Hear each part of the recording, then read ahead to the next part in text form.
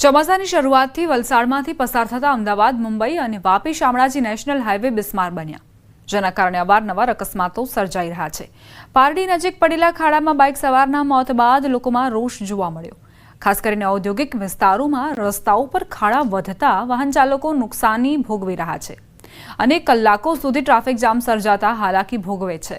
ત્યારે સ્થાનિકો અને વાહન ચાલકો તાત્કાલિક સ્થિતિ સુધારવાની માંગ કરી રહ્યા છે। લોકલ રસ્તા બી સારા હોય એવી પરિસ્થિતિ આ હાઈવે ઉપર થઈ ગયેલી છે અને એટલા બધા ખાડા, ભયંકર ખાડા છે ને, અને માટી રોડ ઉપર છે કે જે ડામર રોડ હોય, હાઈવે હોય એવું લાગતું જ નથી। એકદમ માટી છે અને ખાડા એટલા બધા છે કે જે ન પૂછો વાત। અમારે દવાખાને કહેવાતા હોય, બીમાર પડ્યા ને જવું હોય ને તો બહુ વિચાર કરવો પડે કે કેવી રીતે જઈએ। દરેકેને એટલી બધી વાહનવાળાને પરિસ્થિતિ ખરાબ થઈ ગયેલી છે ને કે કેવી રીતે નીકળવું, કેવી રીતે જવું, અર્જન્ટ કોઈ કામ હોય, દવાખાને જવું હોય તો કેવી રીતે જઈએ ये हमारे विचार करना पड़े। पहली बार इसमें इस रोड के सबसे ज़्यादा गड्ढे की प्रॉब्लम आ जाती है। जब भी रोड बनाते हैं एक ही दिन में पूरा रोड बन के तैयार हो जाएगा आपका। अब मतलब बरसात खत्म होने के बाद एक ही दिन में रोड पूरा बना देंगे वापिस यहाँ तक। और पहली बार ऐसा हुई कि बड़े बड़े गड्ढे चालू, चाहे एक्सीडेंट हो, चाहे गाड़ी टूटे, चाहे आदमी मरे, कोई सुनने वाला नहीं है इस रोड पे। વરસાદથી જ વલસાડ જિલ્લાના મોટા ભાગના રસ્તાઓનું ધોવાણ થયું છે। સૌથી વધુ ખરાબ સ્થિતિ છે વલસાડથી અમદાવાદ મુંબઈ નેશનલ હાઈવે ને સાથે વાપીથી શામળાજી જતો આ હાઈવે છે। અત્યારે જે દ્રશ્યો જોઈ રહ્યા છો, વાપીથી શામળાજી જતો આ હાઈવે છે। અહીંયા આગળ હાઈવે પર મસ્ત મોટા ખાડા પડે છે, ઉપર ક્યાંય દૂર સુધી છે। અહીંયા આગળ ડામરનું નામ નથી। આ હાઈવે નેશનલ હાઈવે નહીં, પરંતુ કોઈ ગામનો અંતરિયાળ વિસ્તારનો ખાડાવાળો હાઈવે હોય એવું લાગી રહ્યું છે। અહીંયા આગળ અવારનવાર અકસ્માતો સર્જાઈ રહ્યા છે। પારડી નજીક અમદાવાદ મુંબઈ નેશનલ હાઈવે પર ખાડામાં પડતા એક બાઇક ચાલકનું કરુણ મોત નીપજ્યું હતું। ઉપર છે ટ્રક ચડી જતા તેનું ઘટના સ્થળ પર જ કરુણ મોત નીપજ્યું હતું। આમ ખરાબ હાઈવેને કારણે અવારનવાર છે અકસ્માતો સર્જાઈ રહ્યા છે। અહીંયાથી જવામાં પહેલાં 1.5 કલાક લાગતો હતો, મને 1.25 કલાક લાગતો હતો। હમણાં અપડાઉનમાં મને 2.5 કલાક લાગે।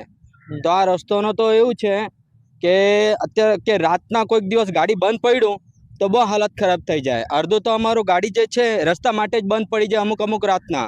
એકવાર તો હું અહીંયા રાતના ફસાઈ ગયો હતો। દિવેશભાઈ, કે આ હાઈવેની હાલત શું છે અને કઈ રીતે સમસ્યા સર્જાઈ રહી છે? આ હાલતમાં એવું છે કે દર વર્ષે જ આ રીતનું બનતું હોય છે ઘટના, અને દર વર્ષે રસ્તાની સ્થિતિ જે હોય આ જ રીતની હોય છે। એ રસ્તામાં એ લોકો જે કામકાજ કરાવો, કેવું કરાવો ખબર નથી પડતી, પણ જે બી કામકાજ કરાવો છે યોગ્ય રીતે કરો, જેથી અમને વાહન ચાલકોને તકલીફ ના પડે। અકસ્માતો પણ ઘણા એ રીતે અહીંયા બની ગયા છે। ઘણા રસ્તામાં એવું થાય છે કે વાહનો જે છે, મોટા ટ્રકો છે, એમ જ પલટી ખાય છે। એ બી ખાડા ખબૂચિયાના લીધે પલટી થઈ જતા છે। એમાં જે માસૂમ લોકો પણ ફસાઈ જાય છે। ઘણીવાર પુલને આગળ પણ એક હાદસો બન્યો હતો, જેની અંદર એક ટ્રક ફસાઈ ગયો હતો ને એના સાથે બીજા બાઇક ચાલકો બી અથડાયા હતા। જીવલેણ અકસ્માતો સર્જાઈ રહ્યા છે ને નિર્દોષ લોકોના ભોગ લેવાઈ રહ્યા છે। ત્યારે અહીંયાથી પસાર થતા વાહન ચાલકો અને સ્થાનિક જે આજુબાજુના ગામના લોકો છે તેમની પણ ઉગ્ર માંગ છે કે અહીંયા આગળ વહેલી તકે આ વલસાડ જિલ્લાના અને ખાસ કરીને નેશનલ હાઈવેની હાલત સુધારવામાં આવે। ભરતસિંહ વાડેર, ન્યૂઝ 18 ગુજરાતી, વાપી। જૂનાગઢના વંથલી તાલુકાના ગામડાઓમાં રસ્તાઓની સ્થિતિ દિવસે ને દિવસે વધુ ખરાબ બની રહી છે। કણજા, કણજડી, ખોખરડા સહિતના માર્ગો બિસ્માર હાલતમાં છે। લોકોને ચાલવું પણ મુશ્કેલ બની ગયું છે। શાહપુરથી વાડલા તરફના કાળવા નદીના પુલનું કામ અધૂરું રહી ગયું છે અને ડાયવર્ઝન પણ વરસાદમાં ધોવાઈ ગયું છે। વરસાદને લઈને તંત્રને અનેક રજૂઆતો કરાઈ, છતાં કામગીરી ન કરતા ગ્રામજનોમાં ભારે રોષ ફેલાયો। જેસીબી ખાલી આમ ધક્કો મારીને વયા ગયા, તે પછી કાંઈ કોઈ આવ્યું જ નથી। સાઈડ શોલ્ડર કરવા કે ધાબીનો નિકાલ કરવા કોઈ આવ્યું નથી। અત્યારે વિદ્યાર્થીઓને તકલીફ અંદાજથી વધારે વિદ્યાર્થીને તકલીફ પડે છે। અત્યારે જે સ્કૂલ બસ આવે એ સ્કૂલ બસને કરવું હોય ને તો અમે મોટરસાયકલ વાળો હોય તો હવે મોટરસાયકલ વાળાને રિવેસ લેવું કે બસ વાળાને રિવેસ લેવું, અને અકસ્માતનો મોટો ભય છે અત્યારે વિદ્યાર્થીને। તો એની જવાબદારી કોની? કણજડી રોડ જાય બહુ ખાડા છે। અત્યારે તંત્ર ખાડા બુરું આવ્યું હતું, અમે બધા લોકોએ તેની મનાઈ કરી, કારણ કે તો અત્યારે તંત્ર કામ કરવા આવે એ ખાડા પાછા 5 દીમાં બગડી જવાના। તો ઉનાળામાં તંત્ર ગયું ક્યાં બધું? અને આ અમારો રોડ છે એ 2 વર્ષ ત્યાં મંજૂર થઈ ગયો છે, ટેન્ડર પડે, જોબ નંબર આવી જાય, તો એજન્સી કામ કરતી કેમ નથી? તંત્રને અનેક વખત રજૂઆત કરી છે, આગળ ડીડીઓને પણ આ બાબતની રજૂઆત કરેલ છે, તો છતાંય આ બાબતને કાંઈ પગલાં નથી। એક વખત ટેન્ડર દેવાનું હતું, એ ટેન્ડર કાંઈક ને કાંઈક તંત્ર દ્વારા કાંઈક ઘોષપરોણા કર્યા હોય એના હિસાબે એ ટેન્ડરવાળો અધૂરું મૂકીને વયો ગયો અને રીટેન્ડર કરવામાં રીટેન્ડર કર્યું તો રીટેન્ડરની અંદર એક જ માગણીદાર આવ્યો એટલે વળી પાછો રીટેન્ડર કરવા આમને એમ પ્રક્રિયા લંબાવતા જાય તો લોકો શું કરે? લોકોને એવડી બધી અગવડતા થાય છે કે લોકોને અમે મોઢું બતાવવા લાયક નથી રહ્યા. એજન્સીએ અધૂરું કામ કરી અને પ્રોગ્રેસ ન જાળવતા અધૂરું મૂકીને ચાલી ગયેલ હતી એટલે એના ઉપર નિયમ મુજબ કાર્યવાહી કરી એજન્સીને ટર્મિનેટ કરેલ છે અને બાકી રહેતા કામનું રીટેન્ડર કરેલ હતું, પરંતુ રીટેન્ડરમાં માત્ર એક એજન્સી આવતા જિલ્લા કક્ષાએથી અત્યારે સેકન્ડ ટાઈમ ટેન્ડરકરણ પ્રક્રિયા ચાલુ છે. એ સમયગાળામાં રસ્તો ચાલુ રહે ત્યાં સુધી ડાયવર્ઝનની પ્રક્રિયા ચાલુ છે, જે 2 દિવસમાં પૂર્ણ કરી આપવામાં આવશે. મોરબી શહેરના મુખ્ય માર્ગ શનાળા રોડ પર ઉદ્યોગકારોએ ચક્કાજામ કર્યો. લાતી પ્લોટના લઘુ ઉદ્યોગકારો મેદાને આવ્યા. 40 વર્ષથી મોરબીનો લાતી પ્લોટ રોડ ઝંખી રહ્યો છે. એક સમયે સૌથી ઉદ્યોગોનું હબ ગણાતું હતું લાતી પ્લોટ. મોરબીના પ્રખ્યાત ઘડિયાળ ઉદ્યોગની શરૂઆત લાતી પ્લોટમાંથી થઈ હતી. ચોમાસામાં મોટું વાહન લઈ લાતી પ્લોટમાં એક પણ રોડ પર જઈ શકાતું નથી. કારખાનામાં દુકાનોમાં પાણી ઘૂસી જાય છે. અનેક રજૂઆતો છતાં તંત્રના કાને અવાજ નથી પહોંચતા. અંતે લોકો આંદોલનના માર્ગે આવ્યા છે. નંબરથી શરૂઆત કરીએ તો લાતી પ્લોટના 8 નંબર સુધી એક પણ રોડ બનેલો નથી. લાતી પ્લોટ અમારા 7 નંબરમાંથી આમ કન્ટિન્યુ નીકાળીને ઓલા નાકા સુધી પહોંચી શકે એવી પોઝિશન નથી. ચાલવાની તો વાત દૂર રહી. વાત કરીએ ગંભીરા બ્રિજ દુર્ઘટનાની.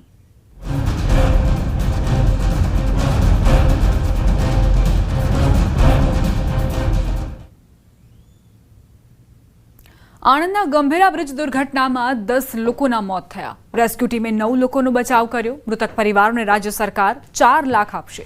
કેન્દ્ર સરકારે 2 લાખની સહાયની જાહેરાત કરી છે. ઈજાગ્રસ્તો માટે 50,000 રૂપિયાની સહાય કરાઈ છે. બ્રિજ તૂટતા નદીમાં 5 વાહનો ખાબક્યા હતા, જેમાં 2 ટ્રક, 2 ઇકો વાન, 1 પિકઅપ વાનનો સમાવેશ થાય છે. હાલ નદીમાં રેસ્ક્યુ ઓપરેશન ચાલી રહ્યું છે. ઇમરજન્સી રિસ્પોન્સ સેન્ટરની ટીમ અને એનડીઆરએફની ટીમ પણ સ્થળ પર છે. વર્ષ 1985માં આ બ્રિજનું નિર્માણ થયું હતું અને અંદાજે 40 વર્ષ જૂનો જર્જરિત બ્રિજ હતો. બ્રિજ જર્જરિત હોવાથી 212 કરોડના ખર્ચે નવો બ્રિજ બનાવવા માટે મંજૂરી પણ આપી દેવાઈ હતી. જોકે બ્રિજ બંધ નહોતો કરાયો. દુર્ઘટના બાદ આણંદ, વડોદરા વહીવટીતંત્રના અધિકારીઓ પણ સ્થળ પર છે. અગાઉ સ્થાનિક ગ્રામજનોએ પણ આ બ્રિજ જર્જરિત હોવાની રજૂઆતો કરી છે, પરંતુ તેમની વાત નહોતી સાંભળવામાં આવી.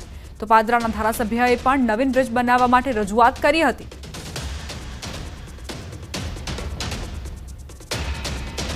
છોટાઉદેપુર જિલ્લાના કેટલાય ગામોમાં આજે પણ નળ સે જળ યોજનાનું પાણી નથી પહોંચ્યું. આ વાત ખુદ ભાજપના જ પાવી જેતપુરના ધારાસભ્ય જયંતિ રાઠવા કહી રહ્યા છે. ધારાસભ્ય જયંતિ રાઠવા સરપંચ સંમેલનમાં હાજર રહ્યા, જ્યાં તેમણે સંબોધન કરતા જણાવ્યું કે કોન્ટ્રાક્ટર અને અધિકારીઓની મિલીભગતના કારણે યોજનાનો લાભ લોકોને નથી મળી રહ્યો. સરકાર કરોડોનો ખર્ચ કરે છે, પરંતુ તેનો લાભ સામાન્ય જનતાને નથી મળતો. લાભ ફક્ત અધિકારી અને કોન્ટ્રાક્ટરને થાય છે. સરકાર દ્વારા અધિકારી અને કોન્ટ્રાક્ટર પર તકેદારી રાખી હોત તો કદાચ આજે લોકોને તરસે મરવાનો વારો આવ્યો ન હોત તેમ કહ્યું.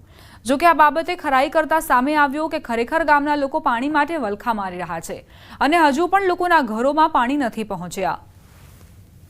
વ્યવસ્થિત રીતે આપણે કામ ન કરવાના કારણે નર્મદાનું પાણી મુખ્ય હેડવર્ક્સ અને સંપ સુધી લાવવાનું કામ રાજ્ય સરકારે કર્યું છે, પરંતુ મુખ્ય સંપત્તિ મોટર દ્વારા ટાંકીમાંથી જે ગામમાં લઈ જવાનું છે એ પાઇપલાઇનો આપણે વ્યવસ્થિત દેખરેખ રાખવાના ન કારણે આપણે બધા નિષ્ફળ ગયા છે. એટલા માટે નવા સરપંચોને એ ટકોર કરી હતી કે જ્યાં સુધી દરેક ઘર સુધી પાણી ન પહોંચે ત્યાં સુધી આપને કોઈએ પણ કમ્પ્લીશન સર્ટિફિકેટ આપતા નહીં. આ માટેની એમને ટકોર કરી હતી. બાકી અને આ જે વિચાર છે કે દરેક ઘરને નળથી પાણી આપવું, એ વિચાર જ ખૂબ મોટો છે. ઘણા બધા એવા ગામો છે કે જેમાં નળથી પાણી 100% સારી રીતે મળે છે, પણ જ્યાં હજી ત્રુટિ રહી છે તો એમાં સરપંચોને એ સલાહ આપી કે આપ પાણી સમિતિ દ્વારા એનું યોગ્ય નિરીક્ષણ કરી અને પછી જ કમ્પ્લીશન સર્ટિફિકેટ આપજો. જાહેર મારફતે ખાડા ખોદાઈને ખાલી પાઇપો નાખીને સ્ટેન્ડ પોસ્ટ મૂક્યા હતા. અમે વખતો વખત સરકારને કહેતા આવ્યા છે કે આ યોજના ફેલ ગયેલી છે, તેમ છતાં આ બેરી અને મૂંગી સરકારે અમારી વાતને ધ્યાનમાં લીધી નહીં. હવે જ્યારે સરકારના ધારાસભ્ય શ્રી જયંતિભાઈ રાઠવા આ વાતને પોતે સ્વીકારી છે કે અમારા જિલ્લામાં આ યોજના ફેલ ગયેલી છે, ત્યારે આ બાબતની તપાસ સરકારે તળિયાથી નળિયા સુધી કરવાની જરૂર છે. અમારા ઘરે ઘરે નળ છે પણ ટીપા પાણી નહીં. ઉનાળામાં બહુ તકલીફ પડે, કોકના ખેતરમાં જવું પડે, કાં નંધે જવું પડે, પણ નંધે પણ પાણી નથી મળતું. તકલીફ છે એટલે અમે જાણીએ છીએ, અમારું મન જાણે છે. કારે પાણી નથી, તે સમય આવે ને તો ખબર પડે કે પાણી છે કે નથી. દાહોદ જિલ્લાના લીમડી નગરના પ્રધાનમંત્રી કિસાન સમૃદ્ધિ કેન્દ્ર પર છેલ્લા કેટલાય દિવસોથી ખાતર માટે લાંબી કતારો જામી છે. ખેડૂતો વહેલી સવારથી જ કતારો લગાવી ઊભા રહી જાય છે અને જ્યારે ખાતર લેવાનો વારો આવે ત્યારે ખાતર ખતમ થઈ જતા ખેડૂતોને ખાલી હાથે પરત ફરવાનો વારો આવે છે. ખેડૂતોનું કહેવું છે કે તેમને 5-5 દિવસ સુધી લાઇનમાં ઊભા રહેવું પડે છે. હાલ ખેતીમાં 5 ખાતરની થેલીની જરૂર છે, તેની સામે માત્ર 1 કે 2 અથવા 3 થેલી મળે છે, જેથી વાવેતર કરેલો પાક કેવી રીતે બચશે તેવા અનેક સવાલ ઉઠ્યા. 3-4 દિવસથી સાહેબ ધક્કા ખાઈ રહ્યા છે, બરાબર, અને ખાતર હજી પૂરતા પ્રમાણમાં મળતું નથી. 5 વાગ્યાથી પહેલાં લાઈનમાં આવ્યા હતા તો 9-10 વાગ્યે નંબર લાગ્યો. દરરોજ 4-5 ધક્કા જ ખાઈ રહ્યા છે. આવ્યું નથી, ખાતર નથી આવ્યું, ખોટા બહાના કરે અમે ધક્કા ખોટા ખવાડે. દૂર આવ્યો, ગામડામાંથી આવીએ 5-10-15 કિલોમીટર, 20 કિલોમીટર થી. અમને અઠવાડિયું 15 દિવસ થઈ ગયા છે. હા, અને 2-5 થેલીની જરૂર હોય તો એક આલે ને બીજો બોટલ આલે ને એવું થાય છે. ત્યારે તો અમે યુરિયા આપીએ છીએ, લગભગ કાલે અમારે 560 બેગ આવી હતી. હવે પાછું મેં હમણાં સાહેબને ફોન કર્યો હતો તો એક નર્મદાની લાગેલી છે, પ્લસ ક્રુપકોની પણ આવશે, લગભગ 776ની આસપાસ 35 ટન જેવું આવવાનું છે. એનું વિતરણ અમે કાલે કરશું. ભણશે ગુજરાત, આગળ વધશે ગુજરાત જેવા સ્લોગનો ફક્ત બોલવા માટે જ છે, કારણ કે શાળામાં જો શિક્ષકો જ નહીં હોય તો કેવી રીતે ભણશે ગુજરાત? સાંતલપુર તાલુકામાં શિક્ષણની સ્થિતિ કથળતી જઈ રહી છે. મોટા ભાગની શાળાઓમાં 2 કે 3 ક્લાસરૂમના 60થી વધુ વિદ્યાર્થીઓને એક સાથે બેસાડીને ભણાવાઈ રહ્યા છે. કેટલાક વર્ગખંડોમાં તો વિદ્યાર્થીઓ શિક્ષક વગર બેઠા રહે છે. શિક્ષક એક વર્ગખંડમાં અભ્યાસ કરાવી બીજા વર્ગખંડમાં અભ્યાસ માટે જાય ત્યાં સુધી વિદ્યાર્થીઓને બેસી રહેવું પડે. સાંતલપુર તાલુકાની પીપરાડા પ્રાથમિક શાળામાં બાલવાટિકાથી ધોરણ 8માં વિદ્યાર્થીઓની કુલ સંખ્યા 283 છે, જેની સામે માત્ર 3 શિક્ષકો જ છે. 9ના મહેકમ સામે 3 શિક્ષકો છે, જેથી 6 શિક્ષકોની ઘટ જોવા મળી રહી છે. શિક્ષકો અત્યારે એવી રીતે ભણાવી રહ્યા છે કે 2-3 ક્લાસ એકી સાથે લઈને બેસે છે, તો બાજુના ક્લાસમાં પણ છોકરાઓ એમને બેઠા હોય છે, નથી કોઈ કાર્યરત. કારણ કે હવે ભૂલકાઓ નાના નીચલા ધોરણમાં જો પાયાનું ઘડતર રૂપ શિક્ષણ ના મળે તો ઉપર લેવલે અમારે શું વિચારવું? એમ 3 શિક્ષકોમાં અમને ભણવાની મજા નથી આવતી. ખાલી 45 મિનિટ ભણવાનું હોય ત્યારે 45 મિનિટ અમે બાજુમાં સાહેબ ભણાવતા હોય ત્યારે અમે 45 મિનિટ એમને બેસી રહી. બાજુમાં સર ભણાવતા હોય તો અમારે અહીંયા રાહ જોવી પડે છે કે ક્યારે સર એમને ભણાવે, ક્યારે એમને ભણાવવા આવે. અમારે ખૂબ રાહ જોવી જોઈએ છે. તો દાત્રાના પ્રાથમિક શાળામાં બાલવાટિકાથી ધોરણ 8માં 315 વિદ્યાર્થીઓ સામે માત્ર 2 જ શિક્ષક શાળા ચલાવી રહ્યા છે. અહીંયા 7 શિક્ષકોની ઘટ જોવા મળી રહી છે. અહીં 2 જ શિક્ષકો હોવાના કારણે ધોરણ 3, 4, 5 એમ 3 વર્ગખંડના 86થી વધુ બાળકોને એક ક્લાસરૂમમાં સાથે બેસાડી એક શિક્ષક દ્વારા અભ્યાસ આપવામાં આવી રહ્યો છે. એ પણ ધોરણ મુજબ 10-10 મિનિટ અભ્યાસ અપાય છે. સામે ધોરણ 6, 7, 8ના 107 જેટલા વિદ્યાર્થીઓને એક સાથે બેસાડી અભ્યાસક્રમ આપવામાં આવી રહ્યો છે, જેથી વિદ્યાર્થીઓ પણ ગુહાર લગાવી રહ્યા છે કે તેમના ભવિષ્યનું વિચારી સત્વરે મહેકમ મુજબ શિક્ષકોની ભરતી કરાય. શિક્ષક જે દાંતડા અમારા ચોરાડ વિસ્તારમાં તો સમજો ને કે 70% શિક્ષકો જ નથી, બરોબર ને. અમારું દાંતણા ગામ છે ત્યાં આપ હાલ ઊભા છો તે જગ્યાએ આપણે પરિસ્થિતિની વાત કરી. અમારે 315 જેવા બાળકો છે, તેની સામે ખાલી 2 જ શિક્ષકો છે, તો તમે સંભાળી શકો કે આ કેવી પરિસ્થિતિ અમારી હશે.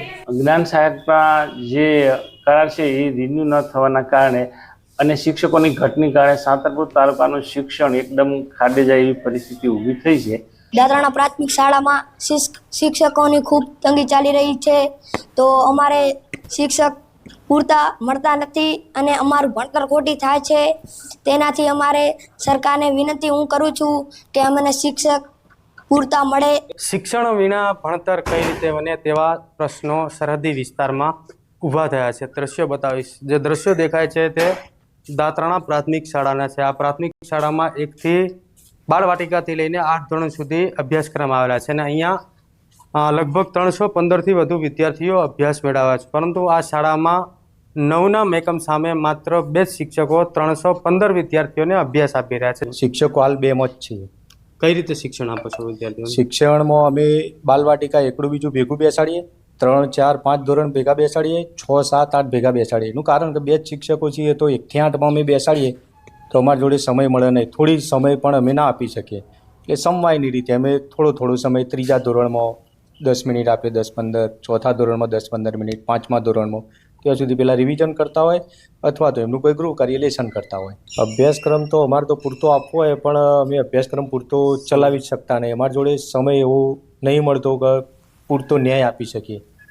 અમે સવારે 2 શિક્ષકો બાલવાટિકાથી 8મા ધોરણ સુધી હાજરી પૂરવામાં, એ પછી ઓનલાઈન કરવામાં, મધ્યાહન ભોજન કરવામાં, એ ઓનલાઈન કરવામાં અમારે 1 કલાકનો સમય બગડે. આ વિસ્તારમાં શિક્ષણની સ્થિતિ વધુ કથળતી જોવા મળી છે. વાલીઓ એક જ માંગ કરી રહ્યા છે કે પાયાનું શિક્ષણ જ જો અમારા બાળકોને નહીં મળે તો ઉચ્ચ શિક્ષણ અમારા બાળકો કઈ રીતે મેળવશે, તે પ્રશ્ન વાલીઓ અને વિદ્યાર્થીઓ બંનેને મૂંઝી રહ્યો છે.